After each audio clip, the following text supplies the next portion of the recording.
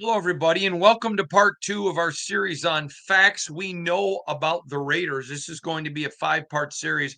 Doesn't mean we're only talking about five things, but there's going to be a five-part series on things that we know about the Las Vegas Raiders. You may remember in part one, which was on Saturday, we broke down and we talked about the atmosphere, the difference between faith and hope, and where the Raiders stand today. Today, I want to talk about leadership and specifically non-player leadership. And I will tell you, one of the things about this team that's interesting, and this is my sixth season covering the Raiders, is John Gruden was a proven winner. He was a Super Bowl winner. Um, the team had made the trip to Las Vegas, and make no mistake, the players loved Gruden. That is uh, not everyone, but the vast majority love John, and it's very rare you find a team where everybody loves the head coach. But John was very much loved by his locker room. He was a strong leader, and people believed in him. Now, having said that, there was some consternation on the team with, issues like play calling. Um, I remember one early when I started covering the team. Uh, One particular player who had left the Raiders, I had a connection to, and he shared with me um, just about how he didn't understand, as smart as John was, why he would go to things and everybody knew what he was going to do, and yet the other team had sold out to stop it. Again, there was respect for John, and I'm not in any way implying there wasn't. I had it, but most importantly, who cares if I've got it? The players did. And but there was frustration with him on that. There was some frustration where he would go with his gut sometimes when it bucked conventional wisdom. And I had not covered the team previous to Vegas, but there were some who early on mentioned, well, sometimes his gut doesn't work. He was acerbic. And so there were some players that liked him, but really struggled in his acerbic style. Um, that's just kind of the way that he operated. He would say a lot of things to Derek Carr privately, wouldn't say a lot of those things publicly. And there was some frustration. And you may remember I wrote about this. Josh McDaniels comes in, and Josh would call himself out, the staff out, Derek out, anyone out in front of the team, including himself, when mistakes were made. And there were people that really appreciated that about Josh, not because they disliked Derek, but because they felt like, and I had players tell me this, they felt like it hurt Derek that Gruden publicly treated him with kid gloves. Now, everybody knew that Gruden was extremely hard on Derek privately, but they felt like it would have made Derek better to just handle it in front of the team because that's where everyone else got it. That wasn't Gruden's philosophy. But I don't want to paint the picture that there wasn't respect for John. There was, but there was frustration too. You can't pretend that that was non-existent. There was some frustration among his scouting folks who felt like they brought really good information forward, and yet the team would just make picks sometimes that they didn't feel like made sense. And obviously, they were supportive. They didn't come out and publicly say that, but it would lead to frustration, months and months and months and months and tens of thousands of miles of travel, and you bring back a report, and it didn't matter what the report said. This is what they were going to do. So there was consternation. And be that as it may, John wasn't here long. And then you came to Josh, where the team early on and really the entire time really liked him as a person.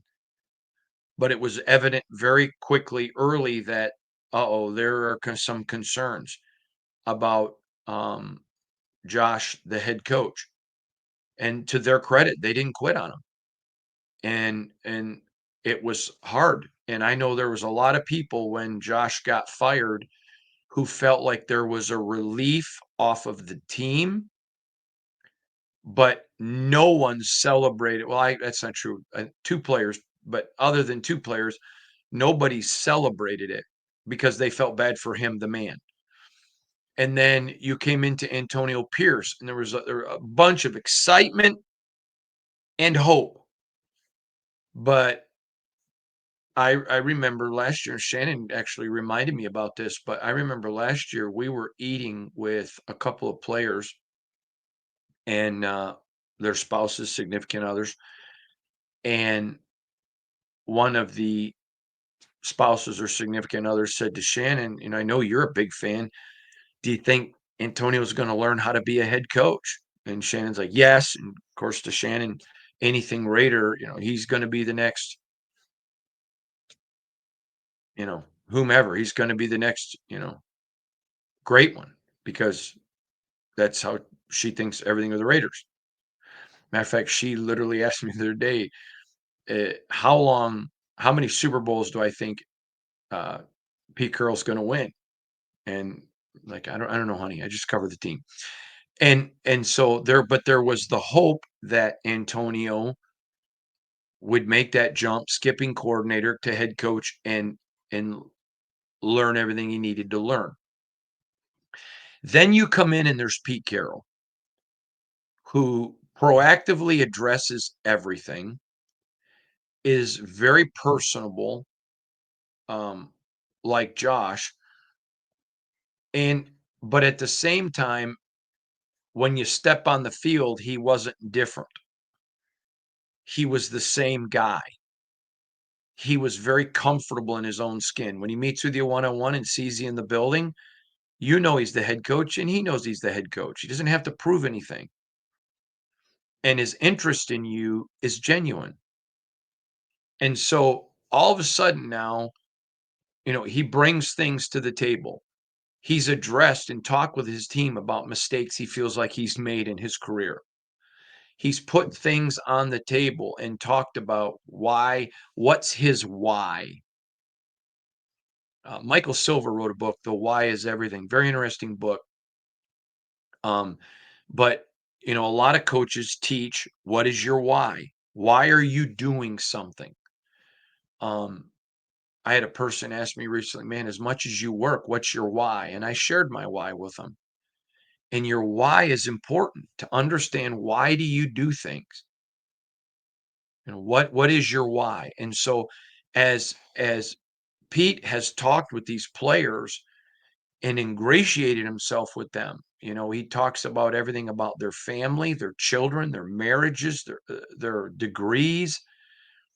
He is I heard him described. He's a partial preacher, he's a partial therapist, he's a coach, he's a prodder, he's all of those things. And John, everyone respected him as a coach. Not everybody liked his personality. Um, Josh, only 2 people just flat out didn't like him, and that even happened after the fact. That wasn't even at first. Pretty much everybody really liked Josh. They just couldn't fathom as a head coach. And then again with Antonio, um, he was well liked, but it was, could he learn to be what he needed to be? And so another thing that we know about this team is it's settled at the top. There is some stability. You know, I was told once that John Gruden thrived in chaos, that he just liked chaos. He liked drama. He liked stuff going on around him. I was not in the locker rooms. I can't comment. I'm only telling you that from people who were in the locker rooms.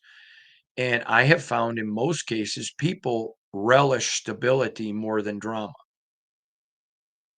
I know a guy who is a Hall of Fame type coach that I'll never forget. His wife told me one time when I was trying to figure him out, she said, "You have to understand that my husband is never happy unless he's unhappy." There are just some people that way. I've heard Bill Parcells described that way.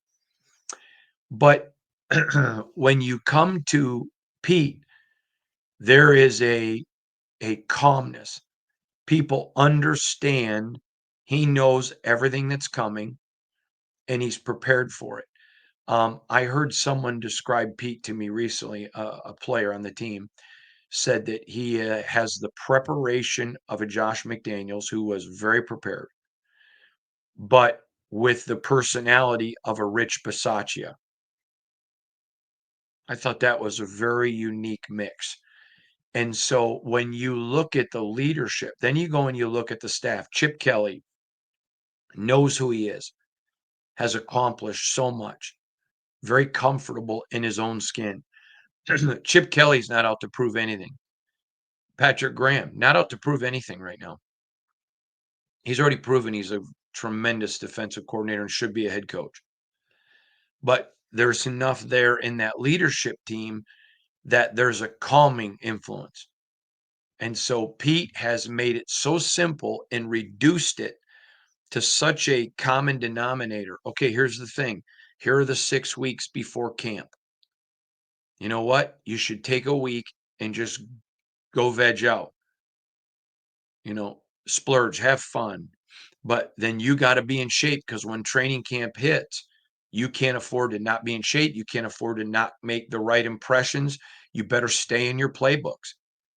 Every player I talked to when I said, what did Pete tell you? They all told me several things similar, but the one thing every single person in the organization told me is stay in your playbook. Stay in it. Operate in it. Don't move off of it. Be in there because you can't afford to go backwards knowing this playbook because the day we hit training camp, we're adding to this every day. So if you forget what you have and then we add more, you're going to be in the hole immediately. So again, he's walked them through the entire process. He's talked to them when he got here. Okay, OTAs are coming, mini camps coming. Here's our expectations. Is where we expect to be along the rung of the ladder. There is just peace in the leadership. There's just peace there now. And it's okay, deep breath. The pros are in charge now. The I don't there's a term I want to use, but it wouldn't be the right one. It wouldn't be fair. I think you'd understand my thought process, but the pros are here now. And Pete understands you can't treat grown men like cattle. Nick Saban was a complete failure as a pro head coach because he thought he could treat pro players like he treated college players. Now, to his credit, his last 5 years as a college coach, he really evolved into a guy that could have coached the NFL easily. A lot of people don't know that about Nick. Urban Meyer, complete failure. I mean, treated his players in based on what players have said, like dirt, and yet at Ohio State, that was fine. And so you have to have a balance in the pros, and Pete Carroll is extremely demanding.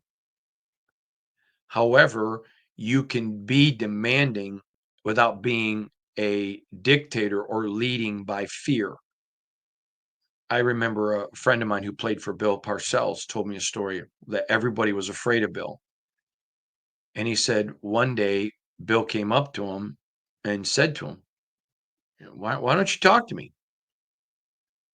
And my buddy was just kind of quiet. He's like, no, I'm asking you a question. Finally, my buddy just looked at him and said, you're unapproachable.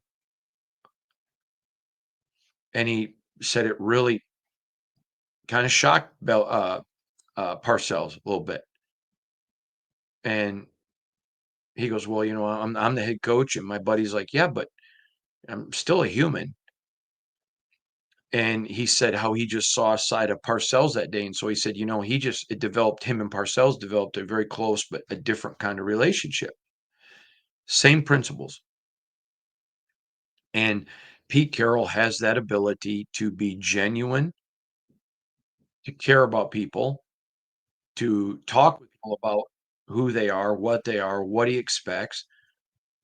I was told about one particular player that he had a very conversation with, and since he's gotten here, and said, I don't. If you want to be here, I would love to have you, but here's what you have to do. Now, that's basically, there's an old adage, the definition of tact is the ability to tell somebody to go to hell and make them look forward to the trip. And you can tell people, hey, listen, I like you. I'd like you to be part of this franchise. But if you're going to be part of it, you got to do this, this, and this better. And still let them know I'm pulling for you, buddy. But these players aren't stupid. They know that they're competing to keep their job against other players, and in many cases, cheaper players. So when a coach takes time to say, listen, I care about you. I want you to make this team. And here's what you have to do to make it. Give them something to shoot at. Don't leave them just guessing.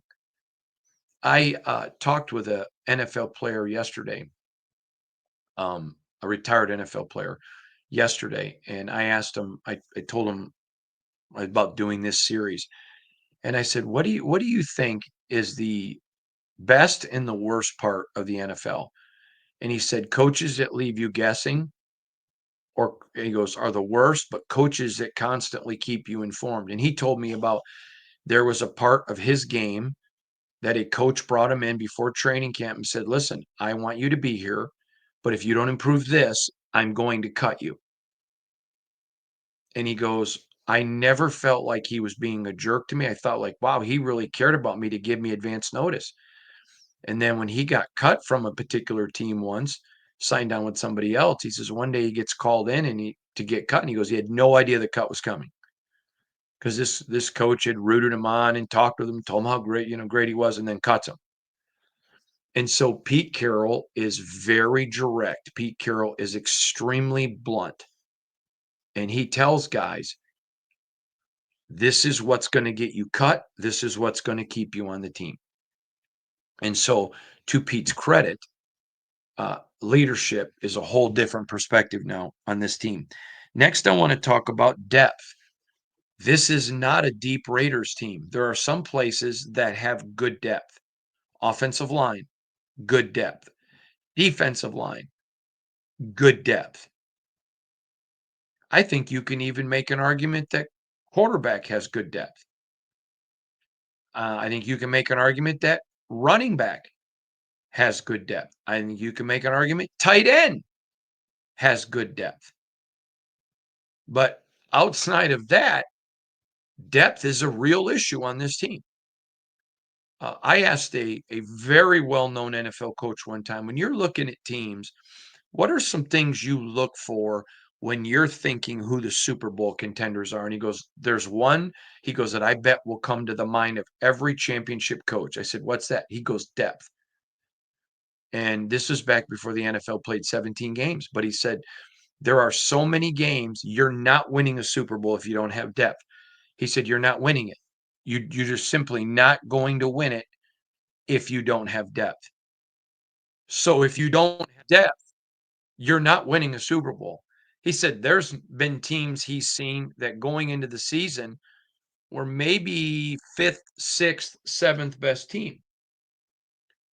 He said, but because of depth, everyone said, oh, they surged at the end. He goes, they didn't surge.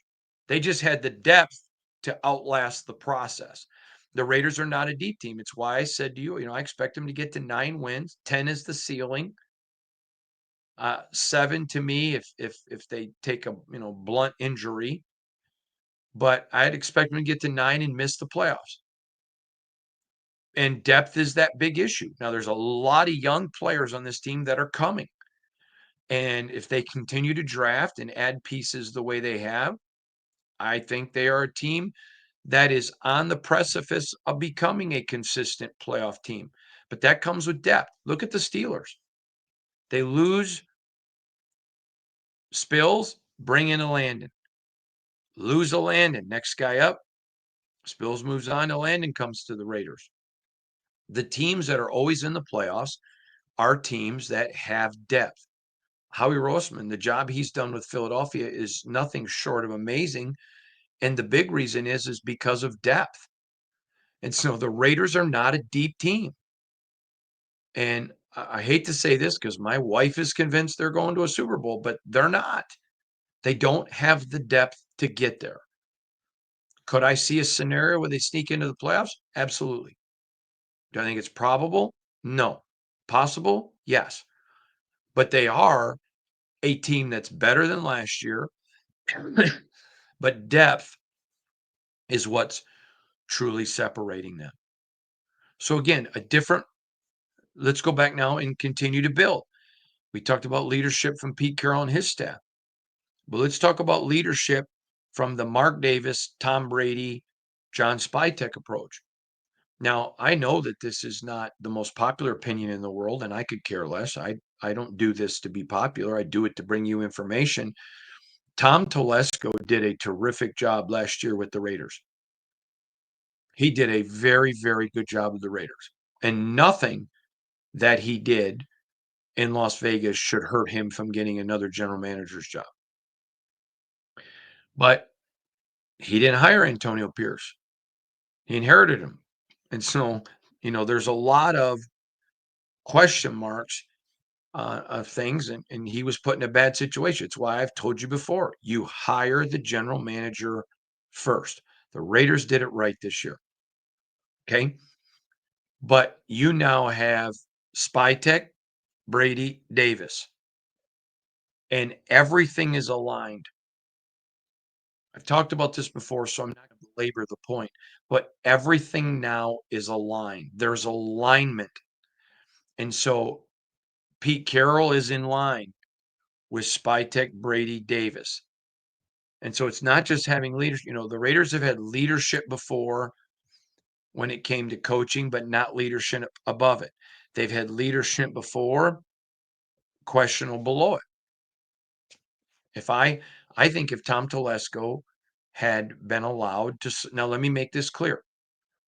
The Raiders put themselves in a position that I think they had to hire Antonio Pierce. I wouldn't have put If I was Mark Davis, I would not have put myself in the position that they did. But when they did, I said, even though I don't think this is a job where you go and hire